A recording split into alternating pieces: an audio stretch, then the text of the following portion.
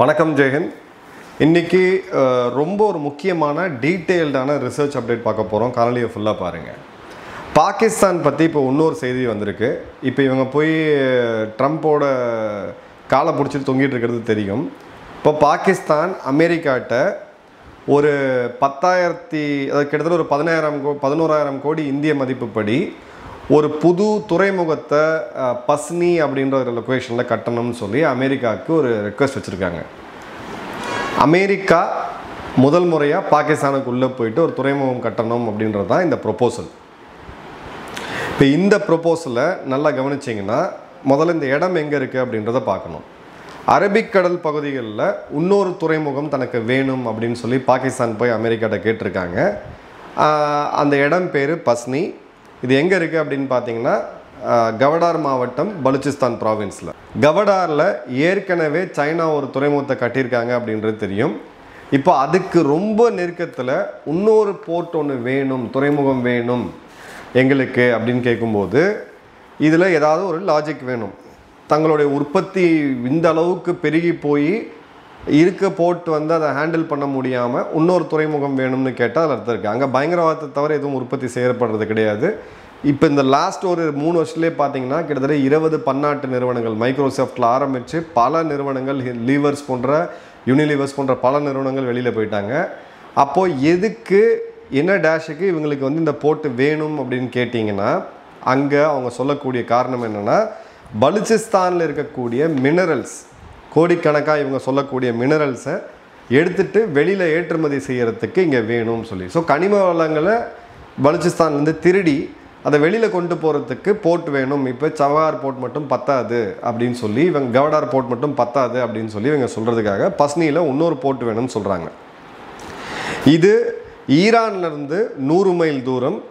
அதே மாதிரி பார்த்தீங்கன்னா கவடார் துறைமுகத்திலேருந்து, சைனா ஆப்ரேட் பண்ணிட்டு இருக்கக்கூடிய கவடார் துறைமுகத்திலேருந்து வெறும் 60 மைல் தூரம். ஸோ இதோடைய இம்பார்ட்டன்ஸ் என்னன்றது நல்லா புரிஞ்சுக்கங்க.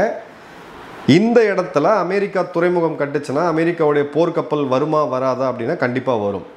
ஸோ அமெரிக்காவுடைய நம்பர் 1 எதிரியான சீனாவுடைய போர்ட்டு வெறும் 60 மைல் தூரத்தில், அமெரிக்காவுடைய ஒரு மிகப்பெரிய எதிரியான ஈரான் பார்த்தீங்க வெறும் அப்படின்னா 100 மைல் தூரத்தில்.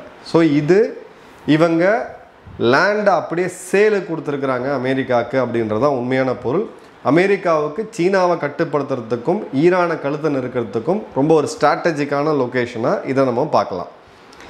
இப்போது இந்த இடத்துல சைனா கிட்ட இப்போ பாகிஸ்தான் கிட்ட இருக்கிறது என்ன அப்படின்னு கேட்டிங்கன்னா, பாகிஸ்தான் மக்களுடைய நம்பிக்கை, அவங்களுடைய அரசோட நம்பிக்கை ஜின்னா ஆரம்பித்த காலத்துலேருந்து இது ஒரு பியோர் இஸ்லாமியர்களோட நாடு. பாகிஸ்தானோட இந்த பேருக்கான அர்த்தமே அதுதான். இந்த இடத்துல கடவுள் எங்களுக்கு பல பொக்கிஷங்களை கொடுப்பாரு. ஸோ நாம் ஏழைகளாக இருக்க மாட்டோம். ஏன்னா இது ஒரு பியோர் லேண்டு, இஸ்லாமியர்களுக்கானது அப்படின்ற போது அந்த இடத்துல கடவுள் நம்மளுக்கு ஒரு பெரிய ஒரு பொக்கிஷத்தை கொடுப்பாரு, ஜாக்பாட் கொடுப்பாரு அப்படின்றத இவங்களுடைய எல்லாருமே, அதாவது இவங்களுடைய இராணுவ தளபதியில் ஆரம்பித்து கடைநிலையில் இருக்கக்கூடிய பாகிஸ்தானிகள் வரைக்கும் இதை நம்புகிறாங்க. பல வருடங்களாக இவங்க பல இடங்களில் தோண்டி பார்த்து தங்க புதையல் கிடைக்குமா, வைரம் கிடைக்குமான்னு அந்த காமெடிலாம் ரொம்ப வருஷமாக போயிட்டுருக்கு. இப்போ இவங்க சொல்லக்கூடியது 6லிருந்து 8 ட்ரில்லியன் டாலருக்கான கனிம வளங்கள் எங்ககிட்ட இருக்குது பாகிஸ்தானில் அப்படின்னு சொல்லி இவங்களோட ஜியாலஜிக்கல் சர்வே ஒரு ரிப்போர்ட்டை பப்ளிஷ் பண்ணாங்க இம்ரான்கான் பிரதமராக இருக்கும்போது. 6 to 8 ட்ரில்லியன் அப்படின்றது இந்திய பொருளாதாரத்தை விட 2 மடங்கு. இவங்க இதில் பல பேர் அந்த டைமில் டிக்டாக் வீடியோஸ்லாம் பார்த்தீங்கன்னா இவங்க கீழே அரபியர்கள் வேலை செய்கிற மாதிரியும், அரபியர்கள் இருக்கக்கூடிய அந்த செல்வந்தர்கள் பார்த்தீங்க அப்படின்னா Rolls Royce car, Ferrari, gold plated, இது பாத்ரூமோட கிளாசட் கூட பார்த்தீங்கன்னா கோல்டு பிளேட்டடாக இருக்கும். அதை விட பயங்கரமாக இவங்க வளர்கிற மாதிரி கனவு காமிச்சிட்ருக்காங்க. உண்மையாக பார்த்தீங்கன்னா அங்கே ரொட்டிக்கும் சோத்துக்கும் சிங்கடிச்சிட்டு இருக்காங்க, அதுதான் உண்மை. ஆனால் இவங்களோட கனவு அது மாதிரி. ஏன்னா இவங்களோட கனவு பூமிக்கு கடவுள் இதெல்லாம் கொடுப்பாருன்னு சொல்லி இந்த நம்பிக்கிட்டு இருக்காங்க. ஆக்சுவலாக பார்த்தீங்க அப்படின்னா சரி, இதில் உண்மை இருக்கா இல்லையா அப்படின்னு கொஞ்சம் டீட்டெயிலாக போகும்பொழுது, ரெக்கோடிக் காப்பர் கோல்டு ப்ராஜெக்ட், இது ஒரு மிக முக்கியமான ப்ராஜெக்ட். சைனா ஹேண்டில் பண்ணுறாங்க. அதுவுமே சைனா கையில் தான் இருக்குது, இவங்க கையில் கிடையாது. இதில் ரிகவரபிள் ரிசர்வ்ஸ் அப்படின்றது 13.1 டன் காப்பர் மற்றும் கிட்டத்தட்ட 18 மில்லியன் டன் அப்படின்றது தங்கம். ஒரு 37 வருடத்துக்குள்ள 13 மில்லியன் டன் காப்பரும் 18 மில்லியன் டன் தங்கமும் எடுக்கலாம் அப்படின்னு சொல்கிறாங்க. அதை வந்து இந்த சண்டை மதிப்புப்படி போட்டிங்க அப்படின்னா $215 பில்லியன் அவங்களுடைய கடனை அவங்களால கட்ட முடியும். அதுவும் இதை எடுத்து எல்லாம் பண்ணி இவங்களுக்கு காசாக வர்றதுக்கு 37 வருடம் ஆகும். இப்போ இவங்க சொல்லக்கூடிய ரிப்போர்ட் என்ன அப்படின்னு பார்த்தீங்கன்னா, சங்காயில் பலுச்சிஸ்தானில் கிரானைட் மற்றும் பெகமெட்டைட் அப்படின்றது ஒரு பெரிய ஒரு காம்ப்ளெக்ஸ் இருக்குது. தோரியம் யுரேனியம் அங்கே இருக்குது. அடுத்தது கைபர் பக்துன்கோவாவில் ரேர் எர்த் எலிமெண்ட்ஸ்ன்னு சொல்லக்கூடிய மெட்டமார்பிக்ஸ் இதெல்லாம் பார்த்தீங்கன்னா அங்கே இருக்குது. திர் ஸ்வாத் கோஹிசான் அப்படின்ற இடத்துல. சிந்த் அண்ட் பலுச்சிஸ்தான் கோஸ்ட்டில் மோனோசைட் சாண்ட் டெபாசிட்ஸ் இருக்குது அப்படின்றது இவங்களோட நம்பிக்கை. ஹிமாலயாஸில் இமயமலை பகுதிகளில் குறிப்பாக பாகிஸ்தான் ஆக்கிரமிப்பு காஷ்மீரில் மோனோசைட் ஜெனோடைம் இதெல்லாம் வந்து அங்கே ஃபார்மேஷன்ஸ் இருக்குது அப்படின்றது இவங்க சொல்கிறாங்க. ஸோ இதெல்லாம் எடுத்து 4 ட்ரில்லியன்லேருந்து $8 ட்ரில்லியன் இவங்களுக்கு வந்துடும். அன்னைக்கு பல ஆயுதங்களை வாங்கி இந்தியாவிலும் இங்கே இருக்கக்கூடிய இந்துக்கள் எல்லாத்தையும் கொண்டுடுவோம், நாங்கள் வந்து மிகப்பெரிய ஒரு செல்வந்தர்களாக வாழ போகிறோம் அப்படின்றது தான் இந்த இருக்கக்கூடிய முட்டாள்களுடைய கனவு. ரியாலிட்டி அப்படின்றது சைனா பண்ணதை கையில் எடுத்துருக்கக்கூடிய ப்ராஜெக்ட் ரெக்கோடிக் காப்பர் ப்ராஜெக்ட் தான். இங்கே ஒரு 215 பில்லியன் அளவுக்கு இருக்குது. ரிக்கவர் பண்ணி அதை நீங்கள் பண்ண முடியும் அப்படின்னு நம்பிக்கிட்டு இருக்காங்க. அது எவ்வளோ தூரம் வருது அப்படின்றது தெரியல. இப்போது ஜியாலஜிக்கல் பொட்டன்ஷியல் அப்படின்றது வேறு, எக்கனாமிக்கலாக வயபிளா அப்படின்றது வேறு. இப்போ கர்நாடகாவில் இருக்கக்கூடிய கோலார் தங்க சுரங்கத்தில் ஒரு காலத்தில் நம்ம எடுத்துக்கிட்டு இருந்தோம். இன்றைக்கும் தங்கம் கோலாரில் இருக்குது. ஆனால் நீங்கள் அந்த மண்ணை எடுத்து சுத்திகரித்து அதுலேருந்து தங்கம் எடுக்கக்கூடிய விலையை விட அந்த சுத்திகரிக்கக்கூடிய காஸ்ட் அப்படின்றது அதிகமாக இருக்கும். ஸோ ரிக்கவரபிள் ரிசோர்ஸஸ் அப்படின்றது உலகம் முழுக்க பார்த்தீங்க அப்படின்னா இந்தியாவிலே பல இடங்கள் அது மாதிரி இருக்குது. ஆனால் அதை எடுத்து நீங்கள் காசாக்க முடியுமானா அங்கே எக்கனாமிக் வயபிலிட்டி அப்படின்றது கிடையாது. இந்த முட்டாள்களுக்கு இது தெரியாமல் தான் இது பண்ணிகிட்ருக்காங்க. ட்ரம்ப்புக்கிட்ட போய் டப்பாவில் சேல்ஸ்மேன் போயிட்டு நம்ம இதில் பார்த்தீங்கன்னா ஒரு காலத்தில் இந்த வாட்செல்லாம் எடுத்துகிட்டு வந்து விற்பாங்க, கையை இது பண்ணிவிட்டு அதே மாதிரி வேலையை அசீம் முனீர் பண்ணதை நம்ம பார்த்தோம். இப்போது இது கவுண்டர் யாருக்கு அப்படின்னு பார்த்தீங்கன்னா இராணுவ ரீதியாக பார்க்குறது. இப்போ அமெரிக்காவுடைய இந்த கனிம வள நிறுவனமும் பாகிஸ்தானுடைய இந்த ஃபாஜி ஃபவுண்டேஷன் இருக்கக்கூடிய ஒரு நிறுவனமும் ஒப்பந்தத்தை போட்டிருக்காங்க. இது ஒரு 600 மில்லியன் அளவுக்கான இது அப்படின்றத போட்டிருக்காங்க. பட் இவங்க சொல்கிறது 8 ட்ரில்லியன், அதாவது இந்திய பொருளாதாரத்தை விட 2 மடங்கு அதிகம். இந்த காமெடிக்கு நடுவில் இவங்க ஆக்சுவலாக எய்ம் பண்ணுறது அமெரிக்கா சைனாவுடைய சிபெக் ப்ராஜெக்ட். 2012 இதை பற்றி நான் டெல்லியில் ஒருத்தர்கிட்ட பேசிகிட்டு இருக்கும்போது அங்கே இருக்கக்கூடிய ஒரு முன்னாள் அமெரிக்க இராணுவ அதிகாரி என்ன சொன்னாருன்னா, சிரிச்சிட்டு சொன்னார், அவங்க இன்வெஸ்ட் பண்ணட்டும் கடைசி அப்புறமா பார்த்துக்கலான்ட்டு. 13 வருடம் கழித்து இப்போ தான் நடந்திருக்கு. சைனாவுக்கு மிக அருகில் சைனாவுடைய துறைமுகத்துக்கு 60 கிலோமீட்டர் தொலைவில் இவங்களுடைய ஒரு துறைமுகம் வரப்போகுது. இதெல்லாம் நடந்துச்சுன்னா அதே மாதிரி ஈரானை கட்டுப்படுத்துறதுக்கும் சைனாவை கட்டுப்படுத்துறதுக்கும் பாகிஸ்தானை வந்து பயன்படுத்தி பார்க்க போகிறாங்க. பாகிஸ்தானுடைய ஒரு அடிமையாக, அதாவது சைனாவோட அடிமையாக பாகிஸ்தான் மாறிடக்கூடாது, தனக்கும் இந்த நாய் வந்து விசுவாசமாக இருக்கணும் அப்படின்னு சொல்லி 2 பிஸ்கட்டை தூக்கி போட்டிருக்காங்க. இப்போது அதே மாதிரி பார்த்தீங்க அப்படின்னா அமெரிக்காவோட துணையோட வெறும் துறைமுகம் மட்டும் வராது, ரயில்வே லைனும் சேர்ந்து வரும். அது வரும்பொழுது 2 மிகப்பெரிய அசுர சக்திகள் உலகத்திலேயே, ஒரு பக்கம் அமெரிக்காவும் ஒரு பக்கம் சீனா, இந்த 2 பேருடைய ரயில்வே லைனும் துறைமுகம் பக்கத்தில் போகக்கூடிய சீனை மட்டும் நினச்சி பாருங்கள்.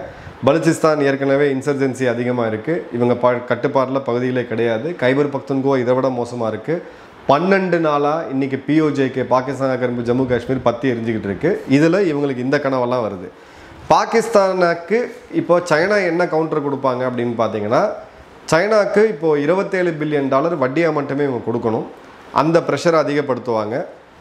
அதே மாதிரி தைமர் பாஷா டேம் அப்படின்னு சொல்லி ஒரு டேம் இருக்குது, மிகப்பெரிய டேம், பாகிஸ்தான் வரலாற்றிலே சைனா கட்டி கொடுக்கக்கூடியது. $14 மில்லியன், கிட்டத்தட்ட 1 லட்சம் கோடிக்கும் அதிகமாக, 1,25,000 கோடி மதிப்புள்ள ஒரு ப்ராஜெக்ட் இது.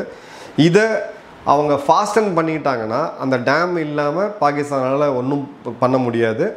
அப்போது அந்த ஒன்றும் பண்ண முடியாதுன்ற சூழ்நிலையை கொண்டு வரதுக்கு அந்த ப்ராஜெக்டை இவங்க ஆம்ப்ளிஃபை பண்ணுறாங்க. ஆல்டர்னேட்டிவ் பார்ட்னர்ஷிப் ஈரானுடைய சபஹார் துறைமுகத்துலையும் பேசிகிட்டு இருக்காங்க. இந்த துறைமுகம் வரும்பொழுது எழுதி வச்சுக்கங்க, சபஹார் துறைமுகத்தை இந்தியாவும் சைனாவும் கூட்டு சேர்ந்து ஆப்ரேட் பண்ணுவாங்க. அந்த மாதிரி ஒரு நிலைமையுமே வரும். அதே மாதிரி சைனாவுடைய செக்யூரிட்டி கன்சர்ன்ஸ் அதிகமாக இருக்குது. அமெரிக்கா உள்ளே புகுந்தாங்கன்னா என்ன ஆகும் அந்த நாடு அப்படின்றது நம்ம எல்லாருக்குமே தெரியும். ஆப்கானிஸ்தான் கதையை நம்ம பார்த்தோம், வியட்நாம் கதையை பார்த்தோம். ஸோ அந்த மாதிரியான ஒரு சூழ்நிலையில் இவங்க மாட்டக்கூடாது அப்படின்றத சைனா பார்க்குறாங்க. இந்தியாவை பொறுத்த வரைக்கும் 5 விஷயங்கள் நம்ம முக்கியமாக பார்க்குறோம். ஃபஸ்ட்டு அரபிக்கடல் பகுதியில் இருக்கக்கூடிய நம்மளுடைய கடற்படையோடைய பலத்தை அதிகப்படுத்தணும். பஸ்னி துறைமுகம் இப்போ ஒருவேளை இது வந்தால் கவடார் துறைமுகத்தை எந்த அளவுக்கு இந்தியா நொறுக்கி வச்சாங்கன்றது தெரியும், கராச்சியை எந்த அளவுக்கு நொறுக்கி வச்சாங்கன்றது தெரியும். ஸோ இன்னும் நம்மளுடைய கப்பற்படையை அதிகப்படுத்துவாங்க.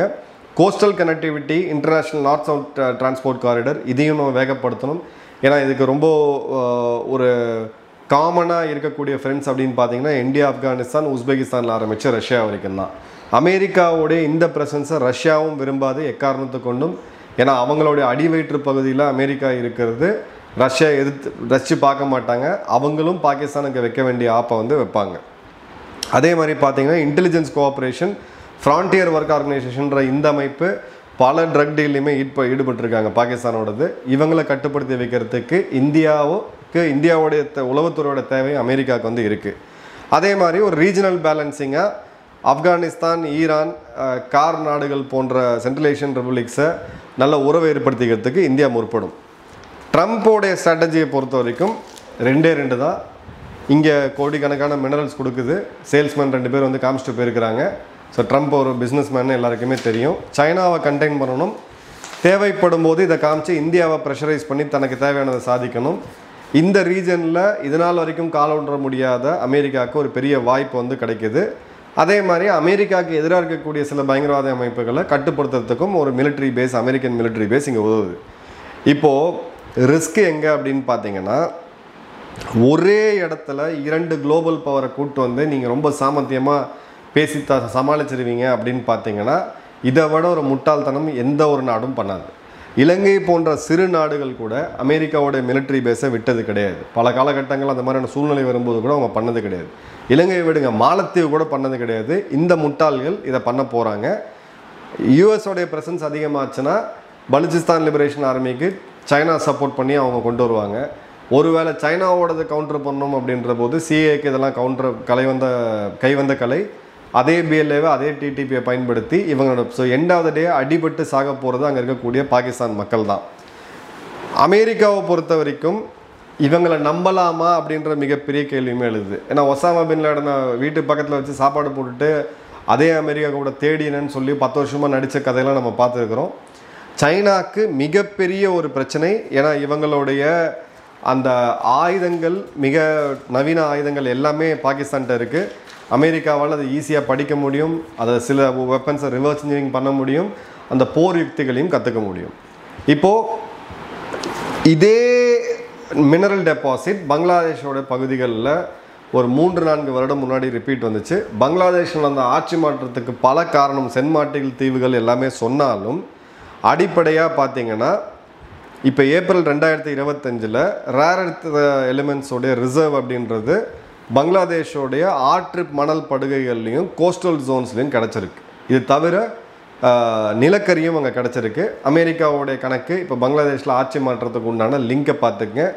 ஷோகால் இந்த சின்ன பசங்க ஜென்சிஸ், உங்களுக்கு உலக அரசியல் அப்படின்றது நீங்கள் டீப்பாக பார்த்தா தான் புரியும். உங்களையெல்லாம் யூஸ் பண்ணி தூக்கி போட்டு போவாங்கன்றதுக்கான பெஸ்ட் எக்ஸாம்பிள் இது. அதே மாதிரி செப்டம்பர் 2025 500 மில்லியன் லித்தியம் மற்றும் ரேர் எர்த் எலிமெண்ட்ஸோட டீலை வந்து அமெரிக்காவும் பாகிஸ்தானும் போட்டாங்க. இம்ரான்கானை கவுத்த பிறகு அசீம் முனிருக்கு இவ்வளோ பெரிய ஒரு சப்போர்ட்டை ஏன் அமெரிக்கா பண்ணுச்சுன்னு சொல்லி இப்போ நம்ம கிளியராக பார்க்கலாம். அதே மாதிரி பார்த்தீங்க அப்படின்னா இம்போர்ட்டட் ப்ரொஃபஸர் யூனிஸ் சொல்கிறதுக்கெலாம் தயாரிடக்கூடாது. வெகு விரைவில் இதே மாதிரியான ஒப்பந்தத்தை அமெரிக்கா பங்களாதேஷ் கூடயும் போடுவாங்க. இப்போது இந்தியா என்ன பண்ணிகிட்டு இருக்கு அப்படின்னு நீங்கள் கேட்டிங்கன்னா ஒரு சீக்வன்ஸ் ஆஃப் ஈவெண்ட்ஸை நம்ம பார்ப்போம். ஜூலை 9 இந்த வருடம் பிரதமர் மோடி அவர்கள் நாம்பியா போயிருந்தார். நமீபியாவோட போயிட்டு அங்கே ஒரு முக்கியமான ஒப்பந்தங்களை வந்து கையெழுத்திட்டார். ஏன்னா உலகத்தோடைய 3வது மிகப்பெரிய யுரேனியம் ரிசர்வ் இருக்கக்கூடிய நாடு நமீபியா. அதே மாதிரி பார்த்தீங்க அப்படின்னா க்ரீன் ஹைட்ரஜன் அப்படின்றது ரொம்ப மிக முக்கியமானது. நம்மளுக்கு 2 இடத்துலையுமே நமக்கு மிக முக்கியமான பார்ட்னராக இருக்கிறது நமீபியா. அதே மாதிரி நம்மளுடைய செமிகண்டக்டர் தேவை, எலக்ட்ரிக் வெஹிக்கிள்ஸ்க்கு தேவையான கோபால்ட் மற்றும் ரேர் எர்த் இது அதுவுமே அதிகமாக நமீபியாவில் இருக்குது. ஸோ நாம் அந்த நாட்டோடைய ஒரு நல்ல ஒரு பார்ட்னர்ஷிப் இருக்கிறதுக்கான காரணம் இதுதான். அடுத்தது பார்த்திங்கன்னா ஜாம்பியா 9000 ஸ்கொயர் கிலோமீட்டர் கோபால்ட் மற்றும் காப்பர் ரிசர்வ்ஸ் இருக்குது. அதை நம்ம எஸ்டாப்ளிஷ் பண்ண போகிறோம். ஏன்னா நம்மளோட வெஹிக்கிள் மார்க்கெட்டுக்கு இது ரொம்ப அதிகமாக தேவை. இன்னொன்று பார்த்தீங்க அப்படின்னா இந்தியாவோட ஒப்பந்தம் அர்ஜென்டினாவோட, அங்கேயுமே வேர்ல்டோட செகண்ட் லார்ஜஸ்ட் லித்தியம் ரிசர்வ் சைனாக்கு அப்புறம் அங்கே தான் இருக்குது. ஸோ அந்த இடத்தையும் நம்ம டார்கெட் பண்ணுறோம். அர்ஜென்டினாவோட ஒரு ஒப்பந்தம் வந்து போடப்பட்டிருக்கு. அடுத்தது பார்த்திங்கன்னா கானா மினரல் எக்ஸ்ப்ளோரேஷன், அதில் மிக முக்கியமான ஆஃப்ரிக்கன் லேண்ட்ஸ்கேப்போட ஒரு நாடு அது. அந்த இடத்துலையும் இந்தியா ஒப்பந்தம் போட்டிருக்கு. அதன் பிறகு பார்த்திங்கன்னா டிஆர்சின்னு சொல்லக்கூடிய டெமோக்ராட்டிக் ரிபப்ளிக் ஆஃப் காங்கோ, 70% உடைய வேர்ல்டோடைய கோபால்ட் அப்படின்றது இங்கே தான் இருக்குது. இந்தியாவுடைய டெக் செக்டர், குறிப்பாக எலக்ட்ரிக் வெஹிக்கிள் மற்றும் ரினியூவல் எனர்ஜிக்கு இது இல்லாமல் நம்ம இயங்க முடியாது. ஸோ ஒரு விக்ஷித் பாரத்தான் நம்ம போகணும் அப்படின்ற போது இது எல்லாத்தையுமே நம்ம மிக முக்கியமாக பார்க்குறோம். இது தாண்டி இந்தியாவுடைய பிரதமர் கடைசியாக போனது ட்ரினிடாட் அண்ட் டொபாகோ ஜூலை 2025. அந்த எம்ஓயும் நம்ம ரினியூ பண்ணியிருக்கிறோம். அங்கேயுமே ரேர் எர்த் மற்றும் எனர்ஜி சோர்ஸ் மேப்பிங்கில் பண்ணியிருக்கோம். நமக்கும் இந்த நாடுகளுக்கும் வித்தியாசம் என்ன அப்படின்னு பார்த்தீங்கன்னா, ஆஸ்திரேலியாலையும் இந்தியா போய் மைனிங் பண்ணாங்க, சில எதிர்ப்புகள் நடந்தது. எவ்வளோ லோக்கல் மக்கள் எப்பயுமே அந்த இதில் சென்சிட்டிவாக இருப்பாங்க. பட் ஆப்பிரிக்க நாடுகளில் இப்போ நான் சொன்னக்கூடிய எல்லா நாடுகள்லையும் நீங்கள் போய் பேசி பாருங்கள், இந்தியர்கள் மேலே அவங்களுக்கு வெறுப்பு இருக்காது. ஏன்னா நம்ம எப்பயுமே மியூச்சுவலாக கிவ் அண்ட் டேக் அப்படின்றத பார்க்குறோம். ஸோ இப்போது நடக்கக்கூடிய இந்த பாலிடிக்ஸுக்கு ஆயில் எக்கனாமி அப்படின்ற இருந்த நாடுகள் இன்றைக்கி கணிசமான அளவுக்கு பாதிக்கப்பட்டிருக்காங்க. கல்ஃபில் பல நல்ல நாடுகள் இன்றைக்கி வந்து பார்த்திங்கன்னா ஃபெயில்டு ஸ்டேட்டாக மாறி இருக்குது. ஆயிலுக்கு அடுத்தது இன்றைக்கி இருக்கக்கூடியது ரேர் எர்த் மினரல்ஸ் போன்ற லிக்விட், இது நம்ம கோபால்ட், இது போன்ற விஷயங்கள் தான், இந்த மாதிரி மினரல்ஸ் தான். ஸோ இதோட படுகைகள் எங்கெங்கெல்லாம் ஐடென்டிஃபை ஆகுதோ இந்த உலக நாடுகளுடைய சித்து விளையாட்டு அப்படின்றது ஸ்டார்ட் ஆகும். கிளாசிக்கல் எக்ஸாம்பிள், பாகிஸ்தான் மொத்தமாக காலியாகிறதுக்கான எல்லா விதமான வேலைகளும் வெகு விரைவாக நடத்திட்டு இருக்காங்க. நாம் உட்காந்து வேடிக்கை பார்ப்போம். நன்றி, வணக்கம், ஜெய்ஹிந்த்.